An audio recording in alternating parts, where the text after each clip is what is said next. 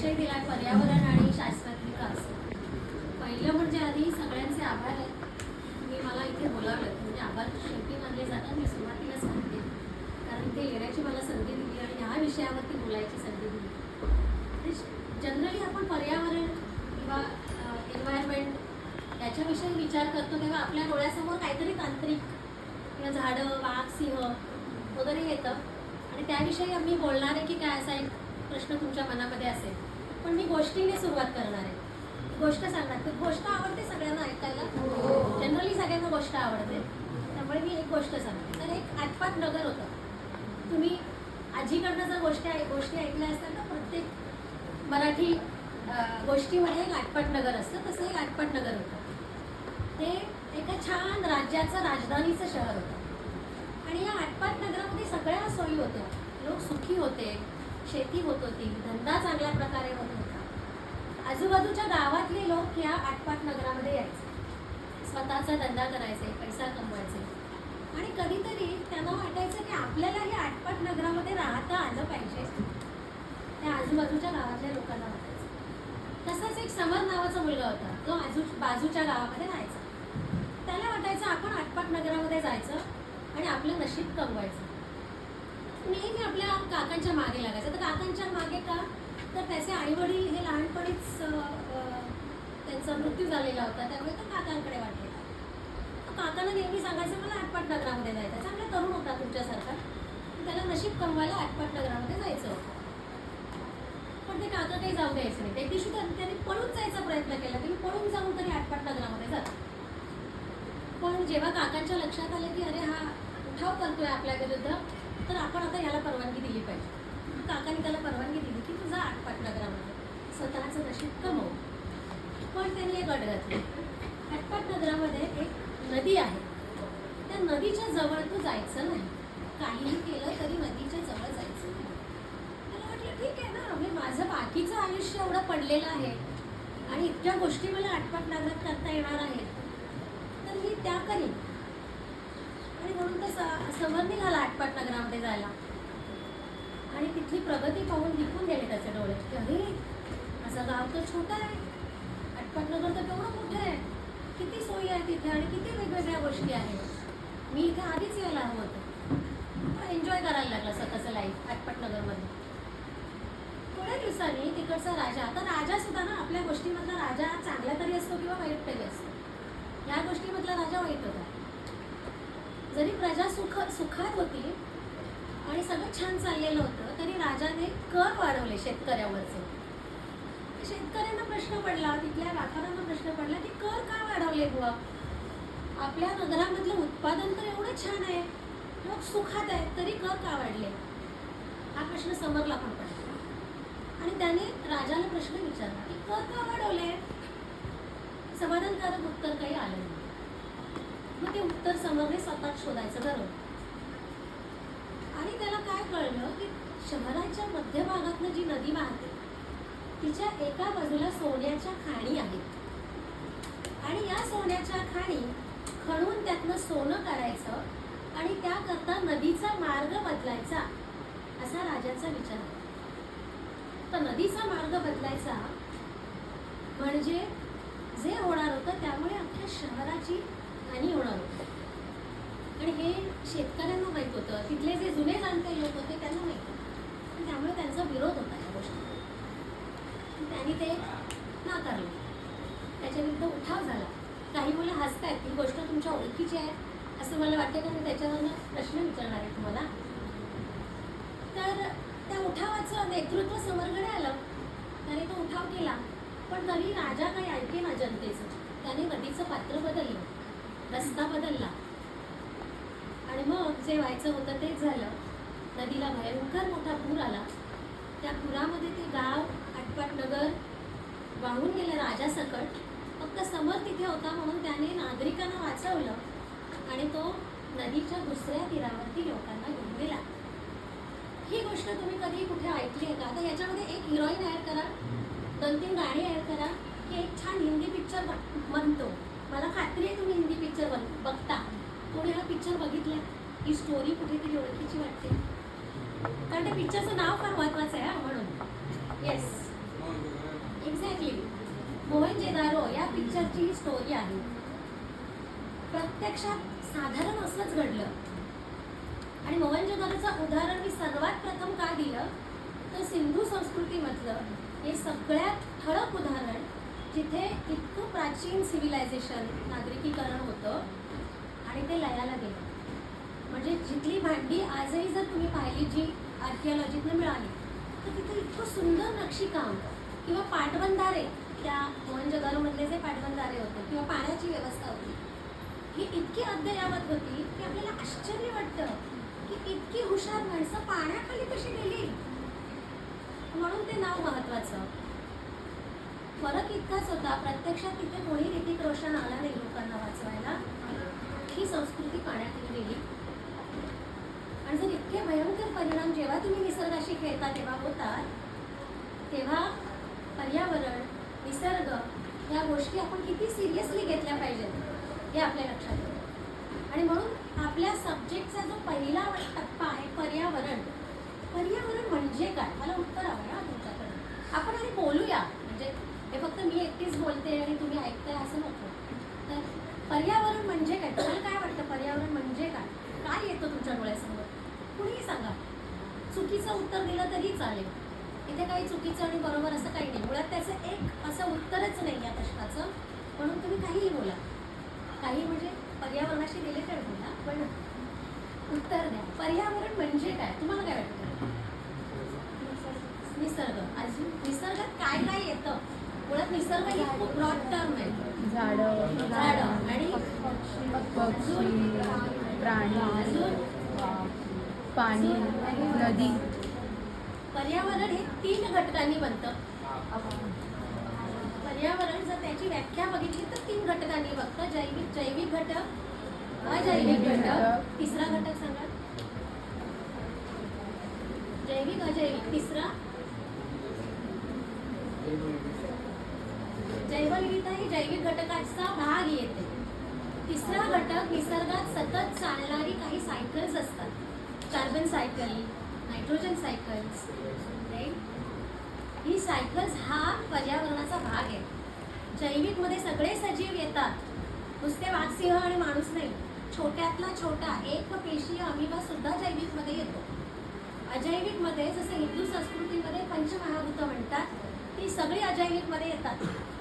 हवा, पाणी, नद्या, डोंगर हे सगळं अजैविकमध्ये येतं. आणि ह्या चराचर सृष्टीमध्ये सतत चालणारी ही जी सायकल्स आहेत ती सुद्धा पर्यावरणामध्ये येतात. आणि मग पर्यावरण जर आपल्या आयुष्याशी, आपल्या जीवनाशी एवढं जवळनं निगडीत असेल तर पर्यावरणाचा विचार करताना माणूस खरं तर पर्यावरणाच्या खूप जवळ हवा. मग तो पर्यावरणापासून लांब का गेला, ह्या प्रश्नाचं उत्तर आपण शोधा. आणि तो शोधण्याकरता आपल्याला जावं लागतं डार्विनच्या उत्क्रांतीवादाकडे. ऐकलाय उत्क्रांतीवाद, ऐकलाय डार्विनचा उत्क्रांतीवाद, ऐकलाय सगळ्यांनी. आपल्या शाळेत होता, ऐकलाय ना. माणसापासून माकड झाला वगैरे, माकडापासून माणूस झाला, माकडापासून माणूस झाला हे आपण डार्विनच्या सिद्धांतात ऐकलं. अजून बरंच आहे डार्विनमध्ये, पण आपण साधारणतः हे ऐकलेलं असतं, माकड होता त्याच्यातून माणूस झाला. सायन्स काय सांगतं की सेपियन्स होता माणूस, नंतर तो होमो सेपियन झाला, होमो सेपियन सेपियन झाला. 2 शब्द काय येतात याचा विचार केला कोणी कधी ऐकलं असेल तर बायोलॉजिकल टर्म्समध्ये होमो सेपियन सेपियन असं 2दा येतं. का बरं मी सांगते. शहाणा माणूस होमो सेपियन, अधिक शहाणा होत जाणारा माणूस म्हणजे होमो सेपियन सेपियन, म्हणून ते 2 शब्द. मग माणूस जर उत्क्रांतीवादामध्ये शहाणपणापासून अधिक शहाणपणाकडे गेला, म्हणजे त्याचा मेंदू जर अधिक अधिक डेव्हलप होत गेला, तर तो निसर्गापासून का तुटला. याचं कारण सुरुवातीच्या काळामध्ये जेव्हा तो होमो सेपियन होता किंवा अगदी होमो सेपियन सेपियन बनण्याच्या स्टेपमध्ये होता, तेव्हा निसर्गाने माणसाचे खूप हाल केले, प्रचंड हाल केले. कधी पाऊस पडायचा, कधी पूरच यायचा, कधी कुठे कुठे वीजच पडायची, अख्खीच्या अख्खी जनरेशन जळून जायची. हे सगळं माणसाने भोगलं आणि त्याच्याकडे वाचण्यासाठी एक बुद्धीच्या पलीकडे काहीही नव्हतं. काहीही करू शकत नव्हता माणूस. माणसाचं आयुष्य खऱ्या अर्थानं स्थिरावलं असेल तर ते कधी शेतीचा शोध लागला. आणि त्याकरता आधी स्त्रियांनी स्वतःची पाठ थोपटली पाहिजे. शेतीचा शोध स्त्रियांनी लावला आणि अखिल मानव जातीचं आयुष्य स्थिर केलं. आणि हे आयुष्य स्थिर करताना त्याला काय करावं लागलं? त्याला जंगल सपाट करावी लागलं. पहिला निसर्गाशी आपण केलेला खेळ हा शेतीतनं उगम पावतो, पण तरीही तो इतका जीवघेणा खेळ नव्हता. आपण पर्यावरण म्हणजे जंगल आपण साफ केलं, तिथे शेतीसाठी जमीन बनवली, पण तरीही जंगल जाळून नाही टाकलं. बरोबर, तोपर्यंत आपण अजूनही पर्यावरणाशी जुळवून घेत होतो. पण त्यानंतर 1760 साली इंग्लंडमध्ये एक ऐतिहासिक घटना घडली म्हणा किंवा चळवळ झाली. गेस करायचंय कुणाला काय होतं ते? 1760 औद्योगिक क्रांती झाली. इंग्लंडमध्ये प्रथम झाली आणि त्यानंतर ती इतर युरोपीय देशांमध्ये झाली. औद्योगिक क्रांती. औद्योगिक क्रांतीमध्ये काय झालं? भांडवलशाही हा शब्द ऐकलाय? कॅपिटॅलिझम. भांडवलशाही आधीपासूनच होती, पण औद्योगिक क्रांतीनंतर ती अधिक उफाळून आली. आणि औद्योगिक क्रांतीमध्ये किंवा जी उत्पादनं घेतली गेली त्यानंतर असं लक्षात आलं की अरे, माणसाला उत्पादन लागो किंवा न लागो, पण त्याचं उत्पादन करत राहिलं तर आपल्याला फायदा होतोय. ती माथी मागली ती उत्पादनं आपल्याला साबण लागतो, पण तो डवचाच लागतो की मग तो त्याच्यामध्ये खूप मॉइश्चरायझर असेल तरच तो अंग साफ करतो, असं नाही आहे ना. असं आहे का? अंग साफ करणे आपलं आंघोळीच्या वेळेला हे कार्य आपण एखाद्या साध्या गोष्टीतही निभावू शकतो, पण आपल्याला त्याच्यासाठी 100 वेगवेगळे प्रॉडक्ट्स येतात. हे सगळं औद्योगिक क्रांतीतनं झालं.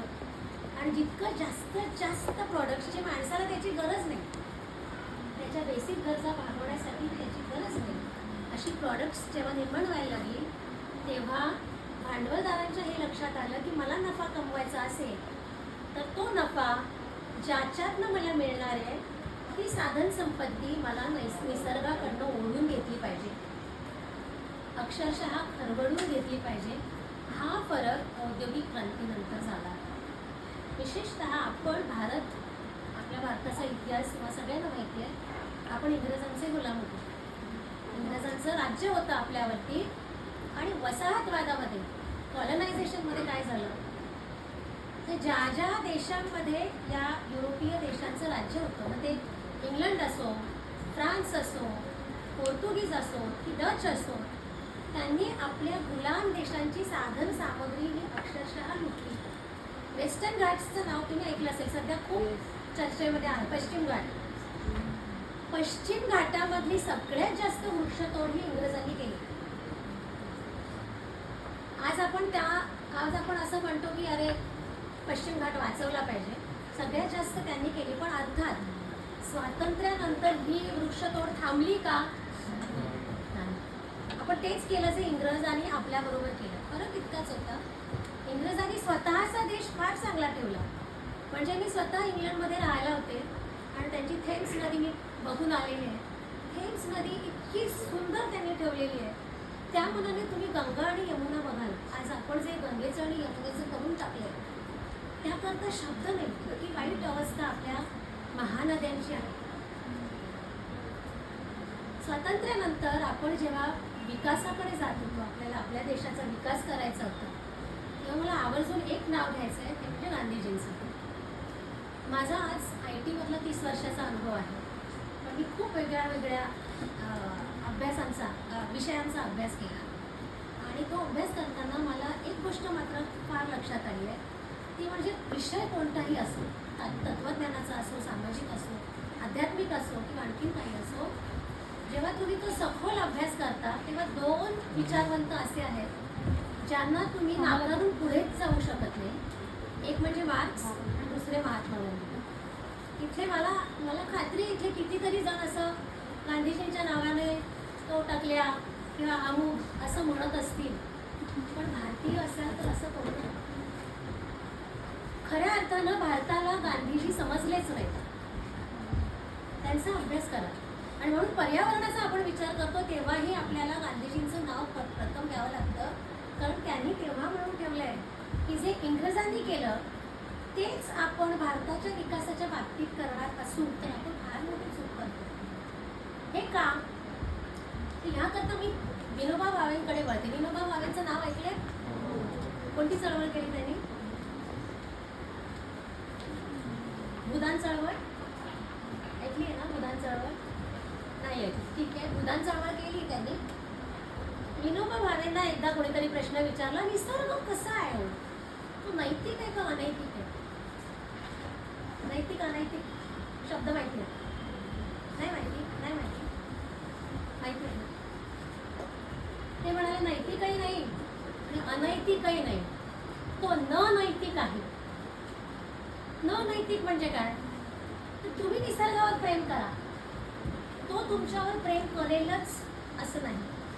म्हणजे तुम्ही कुणाचा तरी हात हातात घेऊन छानपैकी नदीकाठी बसलाय म्हणजे नदीला पूर आला तर तुम्ही वाचाल असं नाही.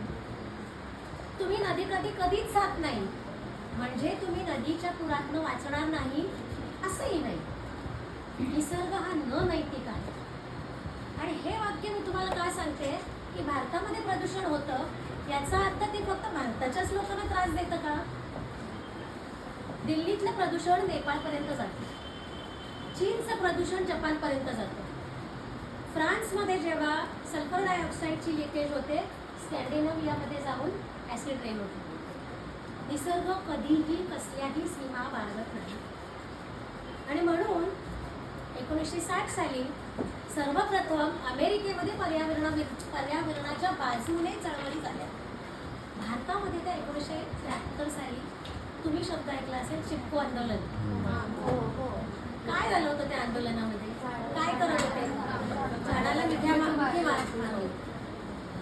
आपल्याला ना चिपको आंदोलनाबद्दल इतकंच माहिती. झाडांना मिठी मारली होती, झाडांना वाचवलं. पण ते का झालं? झाडांना मिठी मारावी असं का वाटलं लोकांना? पण झाडं का वाचवायची होती? ऑक्सिजन. हा फरक आहे. आपल्याला ना इतिहासामधनं ज्या गोष्टी दिसतात त्यातनं त्याची खरी कारणं जी सामाजिक असतात ती दाखवली जात नाही. जंगल तोडीमुळे काय होणार होतं? ज्या बायका त्या वृक्षांना मिठी मारत होत्या त्यांचं जीवन उद्ध्वस्त होणार होतं. पाश्चात्य देशांमध्ये ज्या चळवळी झाल्या आणि भारतामध्ये ज्या चळवळी झाल्या त्यात महत्त्वाचा फरक हा असा होता की भारतातल्या चळवळी या माणसाच्या अस्तित्वाबद्दलच्या होत्या. जंगल उद्ध्वस्त होणार होतं म्हणजे आदिवासींचं आयुष्य उद्ध्वस्त होणार होतं. नर्मदा बचाव आंदोलन झालं, 250 गावं पाण्याखाली झालं. आता वाढवण बंदर होत आहे, तिथेही लोकांचा संघर्ष चालू आहे. एक्झॅक्टली तीच परिस्थिती. गडचिरोलीमध्ये मी नंतर येणार आहे. तुम्ही ज्या चळवळी किंवा जे लढे तुम्हाला झालेले दिसतात ना भारतामध्ये विशेष करून, आणि जे कोणी मला माहित नाही सर हे कुठल्या शाखेचे विद्यार्थी जात आहेत? आर्ट्समध्ये असं कॉमन ऑल सब्जेक्ट्स. पण सामाजिक विषयांचा अभ्यास कराल ना तेव्हा किंवा इव्हन इतिहासाचा अभ्यास कराल, म्हणजे मी केमिस्ट्रीची स्टुडंट आहे खरं तर आमचे सर आम्हाला सांगायचे की you should learn chemistry as a history.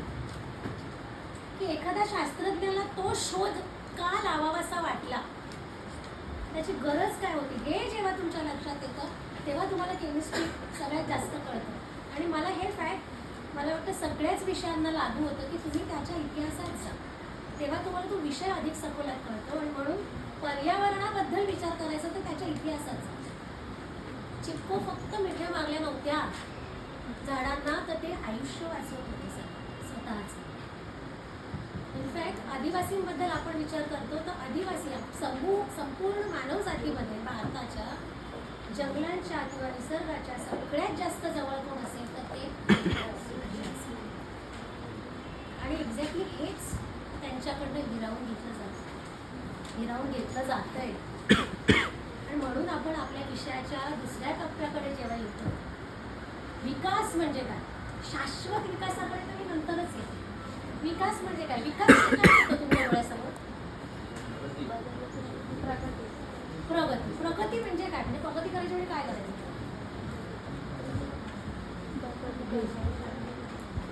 काय करायचं? प्रगती करायची म्हणजे काय करायचं? किंवा आपण प्रगती केली 70 वर्षामध्ये आपण प्रगती केली म्हणजे काय केलं? 75 वर्ष जी आपल्या स्वातंत्र्याला झाली काय केलं आपण? बदल काय केलं? सॉरी मोठ्याने बोला ना चालेल. बदल सर पाठी आहे मग घाबरू नका. काय हे मार्कांसाठी नाही आहे. इंडस्ट्रियलायझेशन झालं. Okay, one good answer.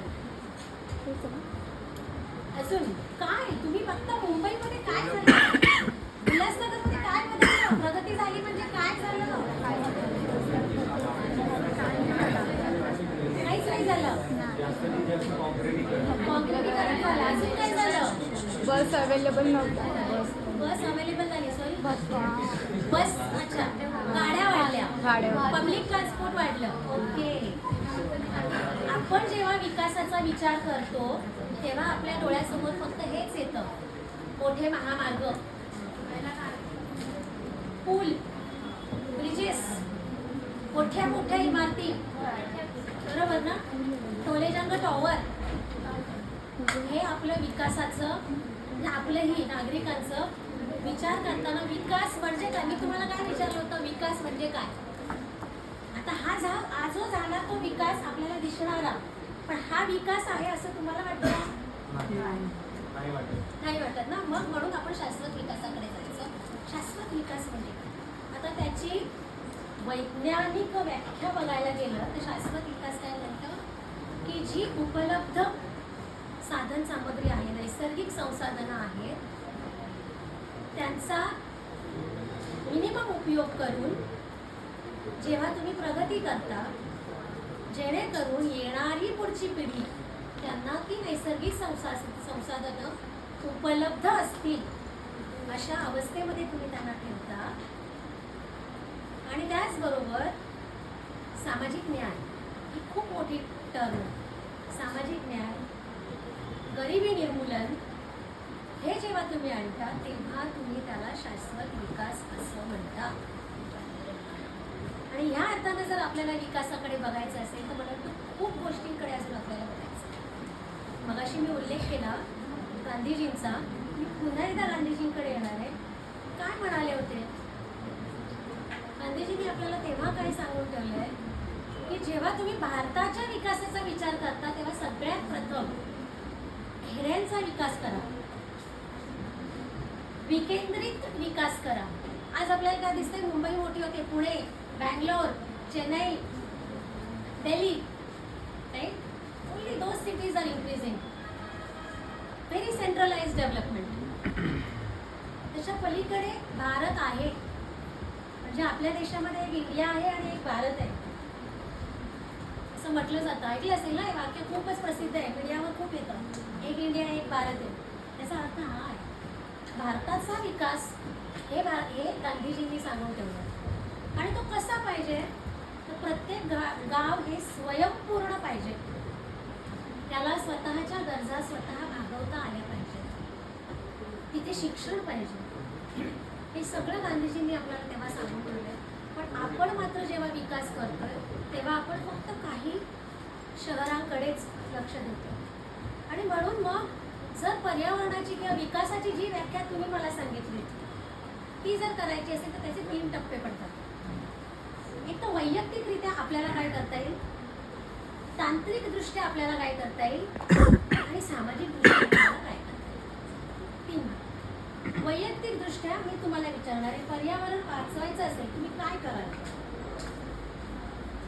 काय करताय माहित नाही, काय कराल? इलेक्ट्रिक गाड्या. ती तू स्वतः नाही ना रे राजा करू शकत. म्हणजे इलेक्ट्रिक गाडी कोणीतरी प्रोड्यूस केली पाहिजे, मग तू ती वापरशील.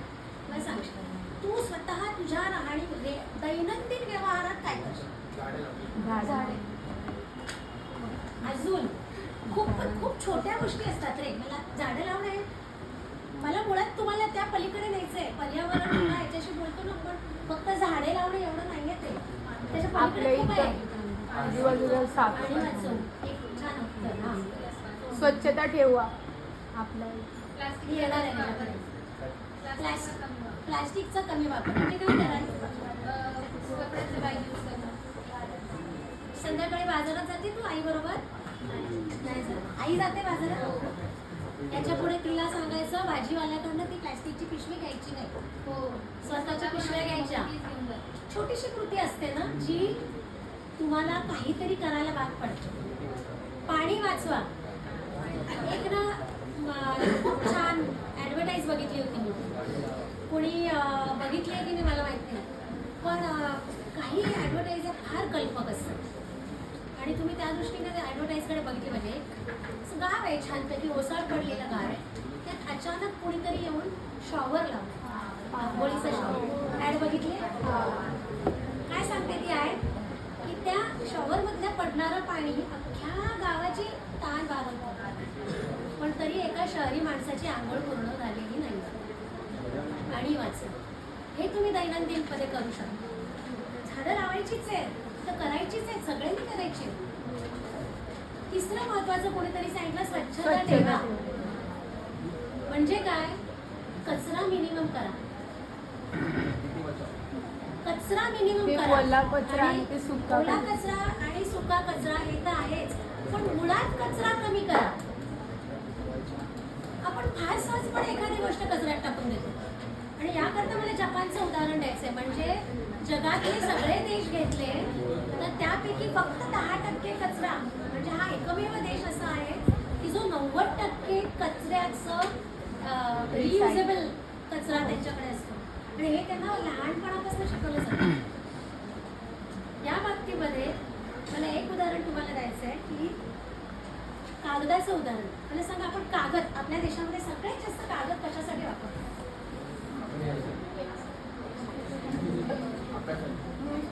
न्यूजपेपर. अजून नोटा बनवण्यासाठी. अजून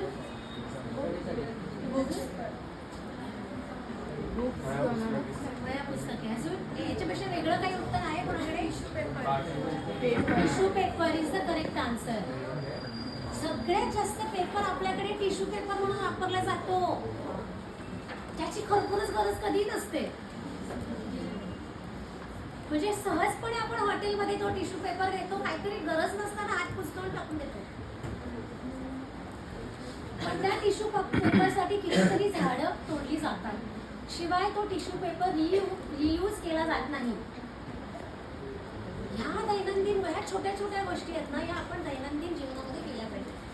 तांत्रिकदृष्ट्या काय करता येईल? सौर ऊर्जा तुम्ही खूप ऐकलं असेल. जसं आता मगाशी याने इलेक्ट्रिकचं सांगितलं, तेही तांत्रिकमध्ये येईल. सौर ऊर्जेचा वापर आता हे तुम्हाला इंडिव्हिज्युअली करता येणं शक्य नाही, पण एक समाजाचा उपक्रम किंवा शासकीय उपक्रम म्हणून नक्कीच बघितलं जाऊ शकतं सौर ऊर्जेकडे. आणि ती आपल्या देशामध्ये तर त्याचं फास्ट, म्हणजे आपल्याकडे सनलाईट ही खूप, म्हणजे डायरेक्ट सनलाईट खूप मोठ्या प्रमाणामध्ये आहे आणि म्हणून सौर ऊर्जाचं व्यवस्थापन आपल्याकडे चांगलं होतं. सामाजिकमध्ये मात्र आपल्याकडे बरीच आव्हानं आहेत. आणि जेव्हा मी सामाजिक विषयाबद्दल बोलते, पर्यावरणाबद्दल किंवा विकासाबद्दल, तेव्हा दोन विचारसरणी मला माझ्या अभ्यासामध्ये येतात. एक विचारसरणी सांगते, आधी पैसा कमव, मग पर्यावरण ठीक आहे ना, पैसा आला की पर्यावरण कमवू. ही एक विचारसरणी. दुसरी काय म्हणते, हे बरोबर नाही. माणसानं साधं राहिलं पाहिजे, गावामध्ये राहिलं पाहिजे. तुम्ही गावामध्ये राहाल, पर्यावरणाशी तुम्ही खेळणार नाही. मला विचाराल तर मला या दोन्ही विचारसरणी तितक्याशा बरोबर वाटत. त्याचं कारण असं की जो गरीब आहे त्याच्या घरात दिवा लागायला नको का? लागला पाहिजे ना, निदान त्याच्या घरात दिवा लागला पाहिजे. घरामध्ये फ्रीज असणं हे जर आज गरजेचं असेल तर ते गरीबाच्या घरातही तो फ्रीज असलं पाहिजेच ना, पाहिजे ना. त्याचबरोबर ज्याच्या घरामध्ये 4 फ्रीज आहेत त्याच्या घरामध्ये 5वा नाही आला तर चालेल, चालेल ना. हा समन्वय आपण साधला पाहिजे. म्हणजे आज पैसा आहे तेवढा ओरबाडू किंवा नको, यापेक्षा आपण मधलं काहीतरी साधलं पाहिजे. गरिबांची प्रगती झाली पाहिजे, त्याबरोबर श्रीमंतांनी 2 स्टेप खाली आलं पाहिजे. हे जेव्हा आपण स्वीकारू तेव्हा आपण सामाजिक न्यायाच्या बाजूने जातो. आणि मगाशी मी आदिवासींचं उदाहरण दिलं तुम्हाला. सगळ्यात कमी नैसर्गिक साधनांची लूट हे आदिवासी करतात. टिश्यू पेपर आदिवासी नाही वापरत, आपण वापरतो. सामाजिक न्याय, शिक्षण हे त्यांच्यापर्यंत पोहोचलं पाहिजे. गडचिरोलीमध्ये तुम्ही किती लोकांनी आता वाचले? ताडोबा अंधारी व्याघ्र प्रकल्पाच्या मधून रस्ता जाणार आहे खाणींसाठी. वाचले? नाही वाचले? नाही वाचले? वाचा. जर पर्यावरणाबद्दल तुम्ही इथे ऐकायला आला असाल तर ह्या सगळ्या गोष्टी नक्की वाचा. आणि तुम्ही साधारणतः काय माहीत नाही मला वय मर्यादा किती आहे, पण निवडणुकीचा मतदानाचा अधिकार असलेले आहेत सगळे? मतदान करता तेव्हा विचार करताना मी कोणाला मत देणार आणि म्हणून सामाजिकदृष्ट्या विचार का झाला पाहिजे तो याच्यासाठी झाला. मी एकदा पुन्हा काय काय करता येईल सामाजिक स्तरावरती याच्याकरता तुम्हाला लॉरी बेकर यांचं एक उदाहरण देणार. तर लॉरी बेकर हे आर्किटेक्ट होते. त्यांचा जन्म इंग्लंडमध्ये झाला. 1945 साली ते इंग्लंडमधनं भारतामध्ये आले लेप्रसी मिशनवर. जरी ते आर्किटेक्ट असले तरी ते लेप्रसी मिशनसाठी आले होते आणि गांधीवादी विचारांनी प्रचंड प्रेरित होते. 1948 साली त्यांनी भारतीय मुलीशी लग्न केलं आणि नंतर ते भारतामध्ये स्थायिक झाले. तर त्यांच्या आयुष्यातली एक घटना मी तुम्हाला फार फार सुंदर घटना आहे की ते हनीमूनला गेले होते. ते लोक पिथोरगड असं हिमालयाच्या पायथ्याशी एक गाव तिथे ते गेले आणि तिथे ते राहत असताना हनीमूनसाठी तिथे ते होते 2-3 दिवस राहायला. अचानकपणे एक आदिवासी तिथे आला आणि त्यांना कारण कळलं की त्यांची जी मिसेस आहे ती डॉक्टर. धावत आला तो, काहीही करा आणि लवकर या आणि माझ्या घरातलं कोणतरी आजारी आहे त्याला वाचवा. तो हनीमून राहायला बाजूला, पण ती बायको सुद्धा त्यांची ही गांधीवादी विचारांनी प्रभावित झालेली होती. ती धावत गेली आणि तिथे आदिवासींची जी अवस्था त्यांनी पाहिली त्यानंतर त्या दाम्पत्याने ठरवलं की आपण इथेच राहायचं, कुठेही जायचं नाही. 17 वर्ष ते पिथोरगडमध्ये राहिले. तर राहायला घर नव्हतं. घर बांधायचं ते हिमालयाच्या पायथ्याशी. स्लोप होता पूर्ण. त्यांचं जे आर्किटेक्चरचं नॉलेज होतं त्याच्यानुसार जर ते घर बांधायला गेले असते तर ते 2 दिवसातच पडलं असतं. त्यावेळेला लॉरी बेकरनी असं म्हणून ठेवलंय की मला त्यावेळेला कळलं की मी जे शिकलो ते काहीही उपयोगाचं नाही. तर त्यांनी स्थानिक घरांचा अभ्यास केला, स्थानिक लोकांशी ते बोलले आणि त्यांनी स्वतःचं घर तिथे बांधलं. आज तुम्ही लॉरी बेकर हे नाव इंटरनेटवर शोधा. आज ते हयात नाही. त्यांचं 2007 साली निधन झालं. त्यांना जगभरातले सगळे पुरस्कार मिळाले. भारत सरकारनं त्यांना पद्मश्री दिली आणि ती याकरता की कमीत कमी खर्चामध्ये घर, शिवाय इको फ्रेंडली. लातूरला भूकंप झाला, भरपूर घरं पडली. त्यानंतर लॉरी बेकर तिथे गेले होते. 185 रुपये स्क्वेअर फीट मध्ये घर, मोठा आणि विहीर असं ते देत होते. तितक्या कमी किमतीत कुणीही देत नव्हतं, पण तरीही त्यांना कॉन्ट्रॅक्ट मिळालं नाही. कारण तिथले जे इतर कॉन्ट्रॅक्टर्स होते, बडे राजकारणी होते, ते 225 रुपये स्क्वेअर फूट मध्ये फक्त घर देत होते आणि ते स्वीकारलं गेलं. हा मुद्दा मी तुम्हाला काय सांगते की शासन जर विचार करणार नसेल पर्यावरणाचा.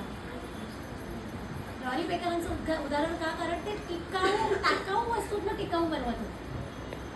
जे आपण केलं पाहिजे आणि जे आपल्या धोरणांमध्ये असलं पाहिजे. गडचिरोली जिल्ह्याकडे परत येते. तिथे गोड्या पाण्याचा भरपूर साठा आहे. इंग्रज काळामध्ये तिथे गोड्या पाण्याच्या भरपूर मासेमारी होती जी आता होत नाही. ज्याकरता प्रयत्न केले, अत्री म्हणून एक संघटना आहे ज्यांनी त्या गोड्या पाण्यातल्या मासेमारीसाठी प्रयत्न केले आणि आज बरेच आदिवासी तो उद्योग करतात. गडचिरोलीचंच पुढचं उदाहरण की तिथे बऱ्याच लोखंडाच्या खाणी आहेत आणि म्हणून गडचिरोली हा स्टील हब व्हावा अशी एक योजना आहे सरकारची आपल्या. पण स्टील हब किंवा लोखंडाचा हब होण्यापेक्षा किंवा होण्याच्या आधी जर तिथल्या आदिवासीचा हे मिलिंद वकील यांचं एक फार सुंदर वाक्य आहे गडचिरोलीचं की स्टील हब आपण त्याला केव्हा म्हणू जेव्हा आदिवासींचा कणा हा लोखंडासारखा ताट असेल आणि त्या आदिवासी स्त्रियांच्या रक्तामधलं लोह किंवा हिमोग्लोबिन वाढलेलं असेल तेव्हा आपण गडचिरोलीला स्टील हब म्हणू शकू. अशा प्रकारचा विकास जेव्हा आपण आणू, जेव्हा वंचितांपर्यंत शिक्षण गेलेलं असेल, ते त्यांच्याकडे कौशल्य असेल, ते शहरामध्ये येऊ शकतील आणि जगू शकतील, तेव्हा आपण असं म्हणू शकू की शाश्वत विकास झाला. अन्यतः 26 जानेवारी येत राहील, जनगणमन आपण म्हणत राहू, अशी लेक्चर आपण अटेंड करत राहू आणि घरी गेल्यावरती विसरू. तुमच्यापैकी 10 जणांनी जरी आज संध्याकाळी जाताना स्वतःची बॅग, कापडी बॅग नेली, प्लॅस्टिकची बॅग नाही घेतली, तरी मी जे तुमच्यासमोर मांडलं त्याचा काहीतरी उपयोग झाला असं मी समजेल. धन्यवाद.